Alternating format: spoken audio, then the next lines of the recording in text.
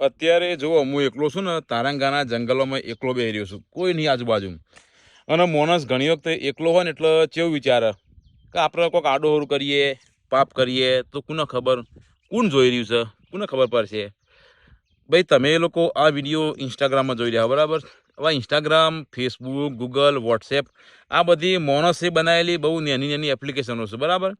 આ બધી એપ્લિકેશનોને એટલું ખબર છે કે તમે કયા ટાઈમે કોની જોડે શું વાત કરો છો, કેટલા વાગે ક્યાં જાઓ છો, કેટલી વાર રોકાયા, 5 વર્ષ પહેલાં 10 વર્ષ પહેલાં બી તમે ક્યાં ગયા હતા. આ એપ્લિકેશનને બધી જ ખબર છે, જે તમારી જોણ બહાર છે. તમે વિચારો ને એટલું બધું આ એપ્લિકેશનો તમારો ડેટા લઈને બેસી રહી છે બરાબર. આ તો માણસની બનાવેલી એપ્લિકેશનો છે બરાબર. તમને શું લાગે છે કે જેને આ દુનિયા બનાવી, જેને તમને મને બનાવ્યા, એને ખબર નહીં હોય કે તમે કેટલા વાગે ચો જો છો, શું કરો છો, કોના માટે કયા ટાઈમે કોકનું કરી નાખવું, કોકનું ખરાબ વિચારો છો, સારું વિચારો, બધી જ ખબર છે ભગવાનના. પણ નહીં કીધું આ તો યાર ઓબો વાયો હોય તેના ટાઈમે ફર આવે. ખરાબ કર્મનું બીજ વાયું હોય તો જરૂર નહીં તરત તમને ફર મળે. એટલે ભાઈ જોજો, કદી પોતાની જાતને બહુ ચતુર ના સમજતા કે અમને તો કોઈ કશું ના કરીએ કે કોણ જોઈ રહ્યું છે. સમય બધાને બધું ફર મળી જ જાય છે.